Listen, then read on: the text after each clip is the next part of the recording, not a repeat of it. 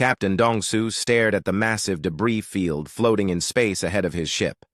The new Soul had been traveling for 3 months since leaving Earth's solar system. This was supposed to be humanity's first peaceful mission to find new worlds and make friends with aliens. Instead, they had crashed into what looked like the remains of a huge space battle. "Boram, can you fix the navigation system?" Dong-Su asked his chief engineer. The woman was already crawling under the control panels with her tools.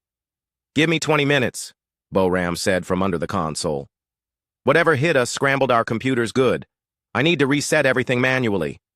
Hyun-woo, their communications officer, was trying to clean up the radio signals coming from the debris. Static filled the bridge, but occasionally they could hear voices speaking in alien languages. Dr. So Young sat next to him with her translation computer, trying to make sense of the words. "Captain," So Young said suddenly, "I think I am getting some of these translations. These ships out there, they belong to something called the Galactic Dominion, and according to these radio messages, they just lost a big battle." Dong-Su raised his eyebrows. "They lost? To who?" "Some group called the Free Worlds Coalition.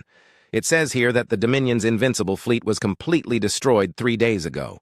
The aliens on these radio channels sound very upset about it." The captain walked over to look at the translation screen. The computer was still working through the alien language, but the basic meaning was clear. A massive space empire had just suffered its first major defeat in over 1,000 years. Their supposedly unbeatable fleet was now floating in pieces around the new Soul. "Invincible fleet," Hyun-woo snorted. "Looks pretty vincible to me." Boram pulled herself out from under the console. "Navigation is back online. But Captain, we have company coming. 3 large ships approaching from the far side of the debris field." On the main screen, 3 dark vessels emerged from behind a broken space station. They were huge, covered in spikes and scary decorations. Red lights blinked along their hulls like angry eyes. The ships moved slowly toward the new Soul like predators approaching prey. "Those look friendly," Hyun-woo said sarcastically.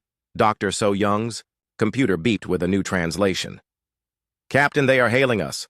The message says, 'Unknown vessel, you have entered Galactic Dominion space without permission. Prepare to be boarded and interrogated. Resistance will result in immediate destruction.'" The crew looked at each other. Dong-Su scratched his head. "Well, that is not very polite. Hyun-woo, open a channel to respond." "Channel open, Captain." Dong-Su cleared his throat. "This is Captain Dong-Su of the Earthship New Soul. We had a navigation accident and ended up here by mistake. We saw your debris field and wanted to help if anyone needed rescue." There was a long pause. Then the alien voice came back, sounding confused. The translation appeared on So Young's screen. "Earth? We have no record of this world. State your species and allegiance immediately." "We are humans from the planet Earth. We do not have any allegiance because we just started traveling to other star systems last year. This is actually our first time meeting aliens." Another pause. The alien voice returned, now sounding angry. "You dare to enter Dominion space during our time of crisis. You will be brought aboard for questioning. Any attempt to flee will result in your destruction." Dong-Su looked at the broken ships floating around them. "Crisis? You mean getting beaten by those Free Worlds people?" The silence that followed was much longer this time. When the alien responded, the voice was very cold. "You will not speak of recent events. Prepare for boarding." "Hold on," Dong-Su said. "Before you board us, can I ask something? How exactly did you lose to a bunch of rebels? I mean, you guys had the invincible fleet and everything. That must have been embarrassing." Hyun-woo started recording the conversation to send back to Earth.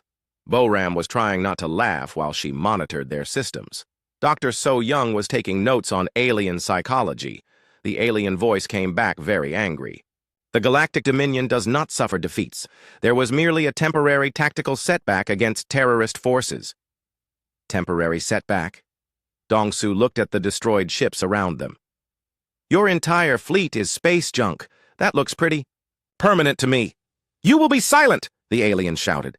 The translation computer had trouble keeping up with the angry words. "I am just saying," Dong-Su continued, "if some farmers and miners can blow up your best ships, maybe you should rethink your strategy. Have you considered not being evil? That might help with the rebellion problem." Boram finally lost it, and started laughing. Hyun-woo was grinning while he recorded everything. Dr. So-young was fascinated by how upset the aliens were getting. "You dare mock the Galactic Dominion?" the alien voice screamed.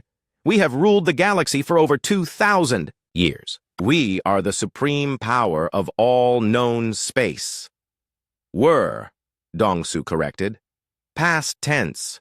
Right now you are the supreme power of this debris field, which is not very impressive." The three Dominion ships suddenly accelerated toward the new Seoul. Their weapons started charging with ominous red glows. "Uh-oh," Hyun-woo said. "I think we made them mad." "Bo-ram, can we run?" Dong-su asked. "Our engines are still warming up from the repairs. We need 5 more minutes." "We do not have 5 minutes." Dr. So-young looked up from her notes. "Captain, I think I understand what is happening here. These Dominion people are used to everyone being afraid of them. When we are not afraid, they do not know how to react." "That is very interesting, Doctor. But they are about to shoot us." Suddenly, a new voice came over the radio. This one was different, speaking a different alien language. Dr. So-young's computer worked to translate it. "Attention Dominion vessels. This is General Kai Rin of the Free Worlds Coalition. We detected your transmission and the presence of a new species. Any hostile action against the humans will be considered an act of aggression against Coalition interests." The Dominion ships stopped moving toward the new Seoul. More ships appeared from the other side of the debris field. These vessels looked completely different from the Dominion ships. They were clean and practical, without scary decorations or threatening designs. "The humans are under Coalition protection," General Kai Rin continued. "Captain Dong-su, this is General Kai Rin. We heard your conversation with the Dominion. Your assessment of their recent performance was quite accurate." Dong-su smiled. "Thank you, General. We try to be honest. We would very much like to speak with you and your crew. Would you accept an invitation to visit our command ship?" "That sounds much better than being interrogated by these Dominion people." The Dominion commander's voice cut in, furious. "The humans entered our space illegally. They are our prisoners." "Your space?" General Kai Rin laughed. "Admiral Thek-vor, after your recent defeat, the Dominion's territorial claims in this sector are under review. The humans committed no crime except honesty." Dong-su was enjoying this. "Admiral Thek-vor, is it? Nice to meet you.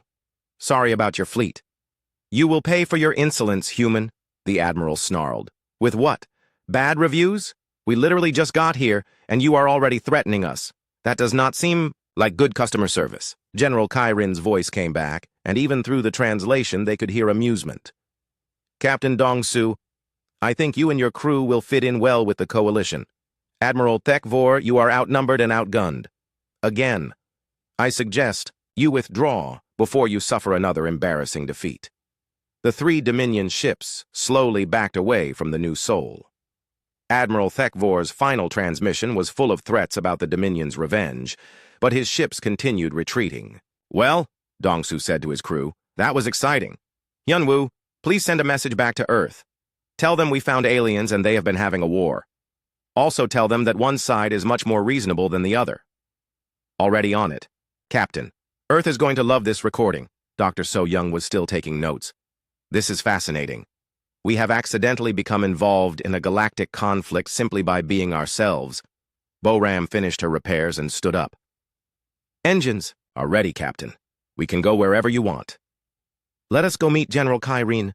I think we have a lot to learn about this galaxy." As the new Seoul moved toward the Coalition ships, Dong-su had no idea that their brief conversation with the Dominion was already spreading across alien communication networks throughout the galaxy.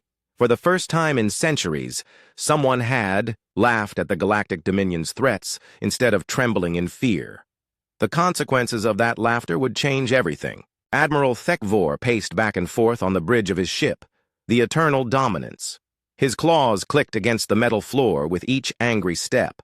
The human ship's transmission had been recorded and was already spreading through Dominion communication networks. Other alien species were listening to humans laugh at the Dominion's power. "Overlord Vextar demands the humans be brought to him immediately," his communications officer reported. "He wants to question them personally." "Good," Thek-vor growled. "These humans will learn what happens to those who mock the Dominion."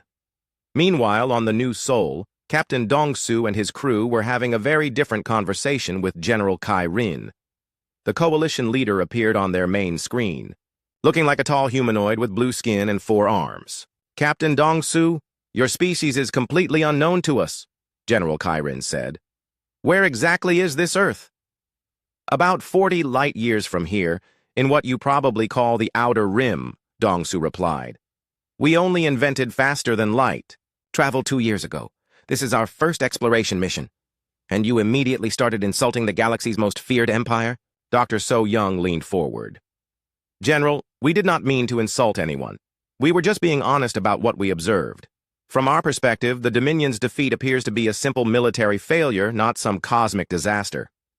General Kairin's 4 eyes widened. "Simple military failure? Captain, the Dominion has not lost a major battle in over 1,000 years. They have conquered hundreds of worlds through fear and intimidation. Most species surrender rather than fight them." "Why?" Boram asked. "Their ships do not look that advanced. The weapons we saw were actually pretty inefficient for their size." "You analyzed their weapons?" General Kairin sounded amazed. "Of course," Boram said. "I am an engineer. Those energy cannons waste about 60% of their power on unnecessary visual effects. They are designed to look scary rather than work." "Well," Hyunwoo held up his recording device. "General, would you mind if we broadcast this conversation back to Earth?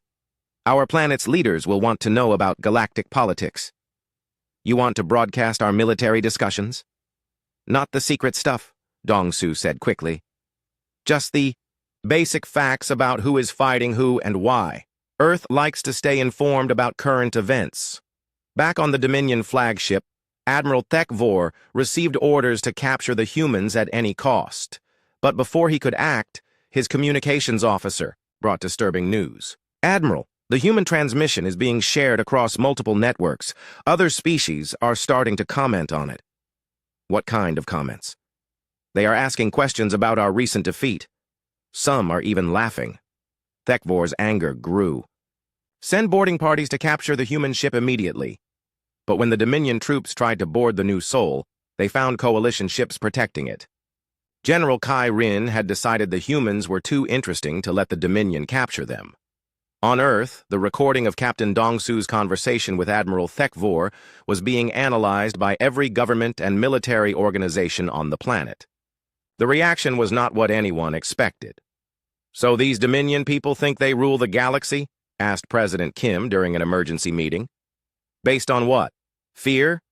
General Park, Earth's top military strategist, was studying the footage of the destroyed Dominion fleet. "Their tactics are completely outdated. They rely on overwhelming firepower and psychological intimidation. Any competent military force could defeat them with proper planning."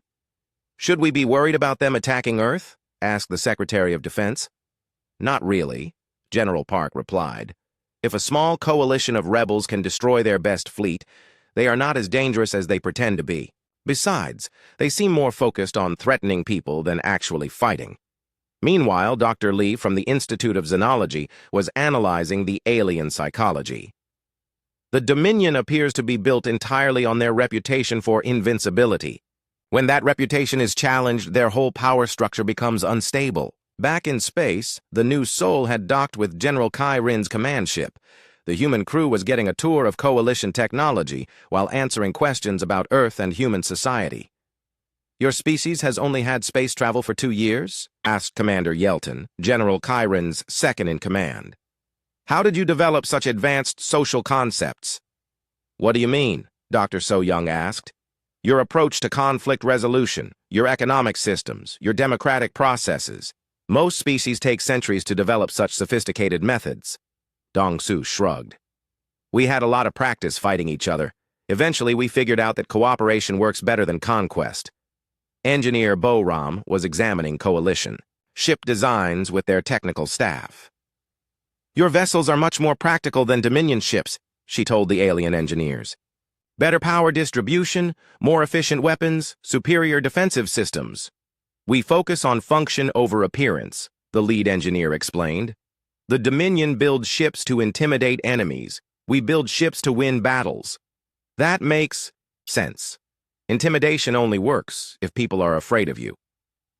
While the humans were learning about the galaxy, Their casual dismissal of Dominion power was having unexpected effects across many star systems. On the planet Zephyria, the local governor received a message from the Dominion demanding increased tribute payments. For the first time in decades, Governor Mel Quinn did not immediately agree. Instead, he sent back a question. If humans can laugh at your power, why should we fear it? Similar reactions were happening on dozens of worlds. The Dominion's threats, which had been effective for centuries, were suddenly being questioned. Planets that had never dared to resist were asking why they should be afraid of an empire that got beaten by rebels. On the Eternal Dominance, Admiral Thekvor was receiving increasingly desperate orders from Dominion Command. The humans had to be captured or killed before their influence spread further. But every time his ships tried to approach the Coalition fleet, more rebel vessels appeared to protect the new Sol. Admiral, his communications officer reported, we are receiving messages from across the galaxy. Many worlds are asking about the human assessment of our military capabilities. What are they asking? They want to know if it is true that our ships are inefficient and our tactics are outdated. Thekvor's claws scraped against his command chair. Send a message to all Dominion worlds. Any planet that questions our authority will be destroyed as an example to others. But even as he made this threat, Thekvor knew it was empty. The Dominion had lost too many ships in the recent battle. They could not afford to destroy planets just to make a point. On the Coalition command ship, Captain Dong-Su was having an interesting conversation with General Kai Rin about galactic politics. General, how long has the Dominion been in power? Over 2,000 years. They conquered most of the galaxy through a combination of superior technology and terror tactics. What changed? Why are you able to fight them now? Their technology stopped advancing. They became comfortable with their power and stopped innovating. Meanwhile, the rest of us kept developing better weapons and tactics. Dr. So Young was taking notes. So their downfall was caused by arrogance and stagnation? Exactly. They assumed their reputation would protect them forever. Hyun-woo looked up from his communication equipment. General, I am getting some interesting transmissions from across the galaxy. It sounds like other species are starting to question Dominion authority. What kind of questions? Mostly military analysis. They are asking whether the Dominion is really as powerful as they claim. Some planets are refusing to pay tribute. General Kyrene's 4 eyes lit up with surprise. That has never happened before. Worlds have been too afraid to resist. Fear is just an emotion, Dong-Su said. Once people realize there is nothing to be afraid of, the fear goes away. As the day continued, reports kept coming in from across the galaxy. The Dominion's authority was being challenged on dozens of worlds. Their threats were being analyzed and questioned instead of obeyed. The empire that had ruled through fear for 2,000 years was discovering that fear could disappear very quickly once people stopped believing in it, and it had all started with a human captain making jokes about their military failures. General Kai-Rin stood in the communications center of her flagship, watching reports come in from across the galaxy. In the 3 days since the humans had arrived, the political situation had changed more than it had in the previous 3 centuries. General, reported Commander Yelton, we are receiving requests for alliance from 17 star systems that have never opposed the Dominion before. They are asking if we can protect them from Dominion retaliation. 17 systems in 3 days? Kyren could hardly believe it. What changed their minds? They all mention the human analysis of Dominion military weaknesses. Captain Dong-Su's comments about the invincible fleet are being quoted on every rebel communication network. On the Coalition command ship, Captain Dong-Su and his crew were helping the rebels plan their next moves. Dr. So Young had spent hours explaining human political science to alien strategists. Engineer Bo Ram was working with Coalition technical teams to improve their ship designs. Hyun-woo was managing communications between Earth and the Rebel Alliance. Captain, General Kai-Rin said as she entered the meeting room, your planet's military leaders sent us some interesting documents. What kind of documents? A complete analysis of Dominion battle tactics based on the recordings you sent them. Your General Park identified 43 major flaws in their standard attack formations. Bo-Ram looked up from the technical plans. She was studying. Only 43? I counted at least 60 problems with their ship designs alone. Dr. So Young smiled. Humans have spent thousands of years fighting wars against each other. We have learned to analyze military strategies very carefully. Your analysis is helping us plan our next offensive, General Kyrin explained. But we face a problem. The Dominion still controls most of the galaxy's major shipping routes and communication networks. Even if their military is weaker than we thought, they can still cause tremendous damage. Captain Dongsu leaned back in his chair. General, can I ask you something? Why are you fighting them? Because they enslaved our worlds and steal our resources. Right. But what do you want to replace them with? General Kyrin paused. We want freedom for all species to govern themselves. That is a good goal. But how will you organize trade and communication between star systems? How will you resolve disputes between different worlds? How will you defend against future threats? The alien general had not expected these questions. We assumed we would figure that out after we defeated the Dominion. Dr. So-Young opened her computer and showed them Earth's history files. On our planet, we learned that winning a war is much easier than building a peaceful government afterward. You need to plan for what comes next. Over the following days, human advisors worked with coalition leaders to develop plans for a post-Dominion galaxy. Earth's diplomats shared information about trade agreements, international law, and democratic institutions. Human economists explained how to build stable financial systems that did not depend on conquest and tribute. Meanwhile, the situation in Dominion space was becoming desperate. Admiral Thekvor had received orders to stop the rebellion at any cost, but his fleet was outnumbered and outgunned. Worse, many Dominion commanders were beginning to question their orders. Admiral, reported his intelligence officer, 3 more Dominion worlds have declared independence. They are using human military analysis to justify their decisions. What analysis? The humans calculated that the Dominion spends more resources on controlling rebellious worlds than those worlds provide in tribute. They conclude that the Empire is economically unsustainable. Admiral Thekvor crushed a metal cup in his claws. These humans are destroying everything we have built. Sir, there is more. The humans have offered to mediate peace negotiations between the Dominion and the Coalition. Peace negotiations? We do not negotiate with rebels. Admiral, with respect, we may not have a choice. Our fleet strength is down to 30% of pre-war levels. The Coalition grows stronger every day. Back on Earth, the global response to the galactic situation was typically human. Every major university had started xenology programs to study alien cultures. Military academies were teaching courses on space warfare tactics. Economic analysts were writing papers about galactic trade opportunities. The Dominion Empire appears to be a classic example of imperial overstretch, Professor Chang told her students at Seoul National University. They conquered more territory than they could effectively control or defend. In the Pentagon, General Park was briefing the Joint Chiefs of Staff on the galactic military situation. The Dominion's biggest weakness is their dependence on fear. Once their enemies stop being afraid, their tactical advantages disappear. Should we send military aid to the Coalition? Asked the Secretary of Defense. Not necessary. They are already winning. But we should prepare for the possibility of diplomatic contact with whatever government replaces the Dominion. On the Coalition flagship, Engineer Bo Ram was having an interesting conversation with the alien technical staff. They were designing new ship classes for the post-war galaxy. Your human engineering principles are very practical, said Chief Engineer Zekmon. We have been so focused on matching Dominion firepower that we forgot about efficiency and cost-effectiveness. The best weapons are the ones you can afford to build and maintain, Bo Ram replied. The Dominion built massive ships that required huge crews and enormous amounts of resources. Our Earth navies learned centuries ago that many small, efficient ships are better than a few large, expensive ones. Dr. So-Young was working with coalition political leaders to design a new governmental structure for the galaxy.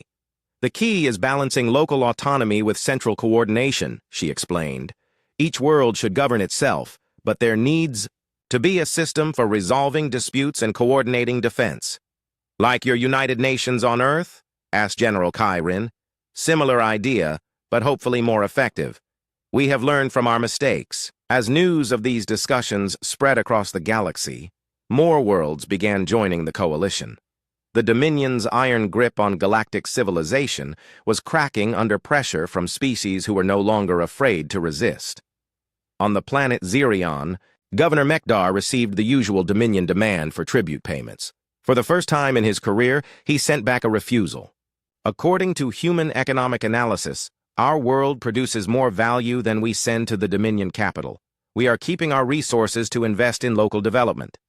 Similar decisions were being made on dozens of worlds. The Dominion's economic system, which depended on tribute from conquered planets, was collapsing as those planets stopped paying. Overlord Vextar, supreme ruler of the Galactic Dominion, finally decided he had to act personally. He sent a message directly to the Coalition. Fleet, General Chiron, you will surrender the human ship immediately. These aliens have committed acts of sedition against galactic order. They must be punished. General Chiron's response was broadcast across the galaxy. Overlord Vextar, the humans are our honored guests and allies.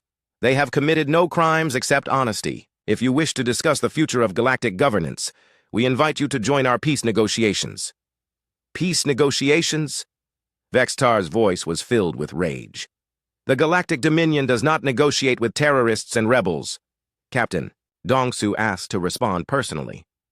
Overlord Vextar, with respect, calling people terrorists just because they want freedom is not very helpful. If you really want to restore order to the galaxy, you should consider what kind of order people actually want to live under. You dare lecture me, human? I have ruled this galaxy for 300 years. And how is that working out for you? From what I can see, your empire is falling apart. Maybe it is time to try a different approach. The conversation was being recorded and broadcast to every world in the galaxy. For the first time in centuries, someone was speaking to the Overlord, as an equal rather than cowering before his power. I will offer you one chance, Vextar said coldly. Surrender yourselves for judgment, and your world will be spared when we restore order. Or, Dongsu replied, you could join the peace talks and help us build something better than an empire, based on fear and conquest. The choice is yours. The transmission ended with Overlord Vextar's furious silence. Across the galaxy, billions of beings had heard a human offer the supreme ruler of the Dominion a choice between war and peace. Many of them were beginning to think that peace might actually be possible. Engineer Jiwan worked through the night in the Coalition's technical laboratories, surrounded by alien computer specialists and communication experts. She had volunteered to come from Earth after hearing about the galactic situation, bringing with her humanity's most advanced internet technology. The problem is simple, Jiwan explained to the mixed human and alien team. The Dominion controls the major communication networks so they can filter what information reaches different worlds. We need to build a new network they cannot control. Using human internet protocols adapted for galactic distances, Jiwan's team created a communication system that could bypass Dominion censorship. Within days, every world in the galaxy had access to uncensored news and information for the first time in centuries. The results were immediate and dramatic. Planets that had lived in isolation under Dominion rule suddenly discovered they were not alone in their resistance. Worlds that had believed Dominion propaganda about rebel terrorists learned the truth about the Coalition's goals and methods. On the planet Andorak, Citizen Velmas accessed the new network and found recordings of human military analysts explaining why the Dominion's tactics were outdated. For the first time, she understood that the empire she had feared all her life was actually much weaker than it appeared. According to this human analysis, she told her neighbors, the Dominion spends more energy on looking scary than on being effective. Their weapons are designed for intimidation, not actual combat. Similar conversations were happening on thousands of worlds across the galaxy. The Dominion's carefully maintained image of invincibility was crumbling under human scientific analysis and honest reporting. Overlord Vextar was becoming increasingly desperate. His latest orders to the Dominion fleet were simple. Destroy enough rebel worlds to restore fear and obedience among the remaining planets. Admiral Thekvor selected the agricultural world of Gemina as his target. It was a peaceful planet with no military defenses, perfect for demonstrating Dominion power. His fleet moved into position and began charging their planet-destroying weapons. But before they could fire, human communication specialists detected the attack preparations. Hyunwoo immediately broadcast a warning across the new galactic network. Attention all worlds, the Dominion fleet is preparing to destroy the planet Gemina. This is not a military action, it is terrorism designed to frighten you into submission. Thou. Broadcast included detailed analysis of the Dominion's intentions and methods. Human psychologists explained how the Empire used fear and violence to maintain control. Military experts described the attack as a war crime with no strategic value. The destruction of Gemina will not make the Dominion stronger, the human analysts explained. It will only prove that they have no solutions except violence. As the broadcast spread across the galaxy, an unprecedented response began. Hundreds of worlds sent messages of support to Gemina. Many offered to share resources with the planet's refugees if the attack succeeded. Some even threatened to join the coalition if the Dominion carried out their plan. On Gemina itself, the population responded to the crisis in a typically human-inspired way. Instead of panicking, they organized. Evacuation plans were prepared, but the people also sent messages to the attacking fleet. Dominion forces, transmitted Gemina's governor, we know you are preparing to destroy our world. We want you to know that we forgive you. We understand you are following orders from leaders who see no alternative to violence. When this war is over, you will be welcome to visit our world in peace. The message, broadcast across the galaxy, had an unexpected effect on the Dominion fleet. Many soldiers had never heard their targets speak with such dignity and compassion. Some began to question whether they were fighting for the right side. Admiral Thekvor tried to maintain discipline among his crews, but doubts were spreading through his fleet. When the time came to fire on Gemina, several ships reported technical malfunctions with their weapons systems. Admiral, his chief engineer reported privately, the malfunctions are not technical. The crews are sabotaging their own weapons rather than destroy a defenseless planet. Thekvor realized his fleet was no longer reliable. If his own soldiers would not follow orders to attack civilians, his military power was meaningless. Meanwhile, the coalition was preparing for what they expected to be the final battle of the war. But General Kairin was surprised to receive a message from an unexpected source. General, this is Administrator Yelnara of the Dominion Central Command. I represent a group of mid-level Dominion officials who believe this war must end through negotiation rather than destruction. Administrator, you are speaking treason according to Dominion law. General, Dominion law is becoming irrelevant. Half our fleet refuses to fight, most of our worlds are in rebellion, and our economy is collapsing. We need to find a peaceful solution before the Empire destroys itself completely. Dr. So Young was asked to participate in the secret negotiations between the coalition and moderate Dominion officials. The talks took place on a neutral space station, with human diplomats helping both sides find common ground. The key issue, So Young explained, is that neither side can afford to continue fighting. The Dominion has lost too many resources, and the coalition cannot govern a galaxy in chaos. Administrator Yelnara brought detailed files about the Dominion's internal situation. Our economic system is based on tribute from conquered worlds. As more planets stop paying, we cannot maintain our military or administrative systems. What would happen if the tribute system ended completely? Asked General Kairin. Millions of Dominion citizens would lose their jobs. Many worlds depend on Empire employment for their survival. We need an alternative economic system, not just military defeat. This was exactly the kind of problem humans had experience solving. Dr. So Young shared Earth's history of economic transitions, showing how societies could change from conquest-based to trade-based economies. The process takes time and careful planning, she explained, but it can work if both sides are committed to peaceful change.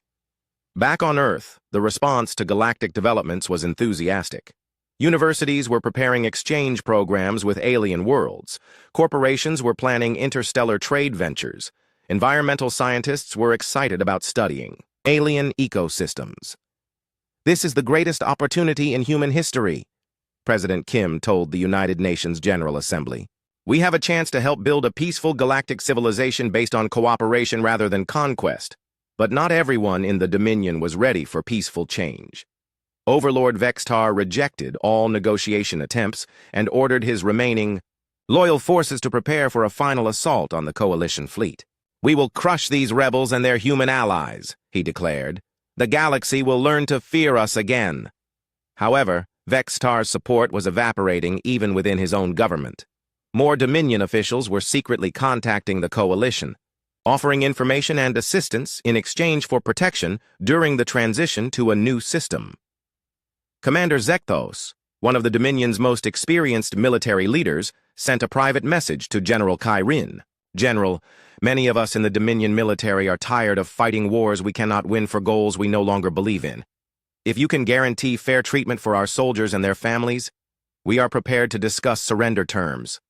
The message was forwarded to human diplomatic experts who recommended accepting the offer. This is how wars actually end, explained Professor Lee, Earth's leading expert on conflict resolution. Not with final battles, but with exhausted people choosing peace over continued fighting. As these secret negotiations continued, the galaxy-wide communication network created by G1 was having another important effect. For the first time in centuries, ordinary citizens on different worlds could talk directly to each other without government censorship. The conversations revealed something remarkable. Despite living under the Dominion's rule for generations, most alien species shared similar values with humans. They wanted peace, prosperity, freedom to make their own choices, and safety for their families. "We are not so different after all," observed Captain Dongsu as he read reports from across the galaxy. "Everyone wants the same basic things, regardless of what species they belong to." This discovery would prove crucial in the final phase of the Galactic War. As beings throughout, the galaxy began to realize they had more in common with each other than with the empire that claimed to rule them all. 6 months after the new Sol had accidentally stumbled into the Galactic War, Ambassador Sun Mi stood on the observation deck of humanity's first official diplomatic vessel, watching the most remarkable sight in galactic history.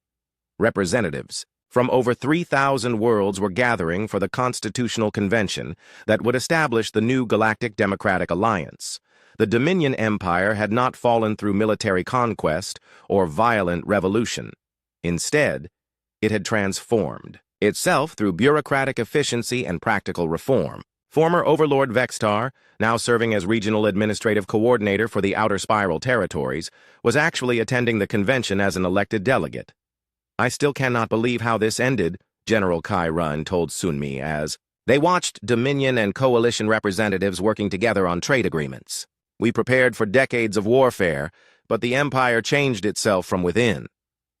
Sunmi smiled. Humans learned long ago that most conflicts end through negotiation rather than destruction. People usually prefer practical solutions over dramatic gestures. The transformation had begun when Administrator Yelnara and her team of Dominion bureaucrats had presented their efficiency report to the Empire's leadership. Using human management techniques and economic analysis, they had demonstrated that the tribute system was actually costing the Dominion more resources than it provided. "Running an empire based on fear requires enormous military and administrative overhead," Yelnara had explained to the Dominion Council. "We spend more on control systems than we collect in tribute. The humans are right. This is economically unsustainable." The report had been devastating to traditional Dominion thinking, but it was also irrefutable. Even the most conservative Dominion leaders could not argue with basic mathematics. The Empire was literally bankrupting itself through inefficiency. Dr. So Young, now serving as Earth's chief xenological advisor, had worked with moderate Dominion officials to design a transition plan. The key was showing them that they could maintain their standard of living through trade and cooperation rather than conquest, she explained to the convention delegates. The process had not been completely smooth. Overlord Vextar had initially refused to accept any reforms, leading to a brief civil war within the Dominion itself. However, when 3/4 of the Dominion military had declared support for the democratic transition, even Vextar had been forced to accept reality. "The amazing thing," observed Professor Jae Sung, Earth's leading historian of galactic affairs, "is how quickly the changes happened once people stopped being afraid. Fear was the only thing holding the old system together."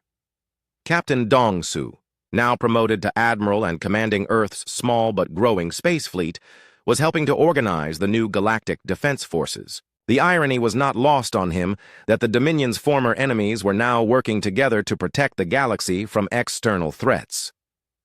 "Admiral," reported Commander Boram, who had been promoted to Chief of Galactic Engineering Standards, "the new fleet designs are performing better than expected. Combining Dominion heavy weapons with Coalition efficiency and human reliability gives us capabilities none of us had alone." The military integration was actually easier than the political negotiations. Soldiers from different species found they had more in common with each other than with the politicians who had sent them to fight. Many former Dominion and Coalition officers were now serving together in the new Alliance Defense Force. Engineer G1 had become the director of the Galactic Communication Network, overseeing the system that now connected every inhabited world in the galaxy. Information transparency was the key to everything, she told a gathering of alien journalists. Once people could communicate freely, they realized they wanted the same things regardless of which government claimed to rule them. The economic transformation had been equally dramatic. Trade between formerly hostile worlds had increased by over 400% in just 6 months. Planets that had spent centuries paying tribute to the Dominion were now investing those resources in local development and interstellar commerce. The galaxy's total economic output has doubled since the end of the war, reported Dr. Minho, Earth's representative to the new Galactic Economic Council. Cooperation produces more wealth than conquest ever did. But perhaps the most surprising development was cultural. With travel restrictions removed and communication barriers eliminated, different alien species were discovering they shared many interests and values. Art, music, literature, and philosophy were being exchanged across the galaxy for the first time in millennia. We have learned more about galactic civilizations in the past 6 months than the Dominion discovered in 2,000 years of rule, observed Dr. So Young. When you conquer people, you never really get to know them. Hyun Woo, now director of Galactic Cultural Exchange, was organizing the first galaxy-wide festival of arts and sciences. Every species has something unique to contribute, he explained. The Zeridians have incredible music. The Altarians are master architects. The former Dominion core worlds have amazing historical archives. We are all richer when we share knowledge, instead of hoarding it. The Constitutional Convention itself was remarkable for its efficiency. Using human diplomatic techniques combined with alien consensus-building methods, the delegates were able to resolve complex issues that might have taken years to negotiate under the old system. The new government structure is actually quite simple, Ambassador Sunmi explained to Earth's leaders during a regular briefing. Local autonomy for individual worlds, regional councils for nearby star systems, and a galactic assembly for issues that affect everyone. Each level only handles decisions that cannot be made at a lower level. Former Admiral Thekvor, now serving as security coordinator for the Centaurus sector, had adapted surprisingly well to the new system. I spent my entire career following orders I did not understand for goals that made no sense, he told a gathering of former military officers. This new assignment actually allows me to protect people instead of threatening them. The transformation was not just political and economic. The galaxy's entire approach to problem-solving had changed. Instead of relying on force and intimidation, worlds were learning to use negotiation, compromise, and scientific analysis to resolve disputes. We have had 3 major interplanetary conflicts since the Alliance was established, reported General Park, Earth's military liaison to the galactic government. All 3 were resolved through mediation and arbitration. Not a single shot was fired. Back on Earth, the response to humanity's accidental role in galactic transformation was typically practical. Schools were teaching alien languages, universities were offering degrees in xenological studies, and businesses were preparing for interstellar expansion. The galaxy offers enormous opportunities, President Kim told the United Nations. But more importantly, it offers us the chance to be part of something larger than ourselves. We are no longer alone in the universe. As the Constitutional Convention concluded its work, Captain Dong-Su reflected on how much had changed since the new soul had stumbled into the debris field 6 months earlier. They had been looking for new worlds and alien contact. Instead, they had found an entire galaxy ready for change, but lacking the confidence to make it happen. The strangest part, he told Dr. So Young during the convention's closing ceremony, is that we never really did anything special. We just treated everyone like reasonable people and asked obvious questions. Sometimes that is enough, So Young replied. Most problems are not as complicated as they seem. People just need permission to admit that simple solutions might actually work.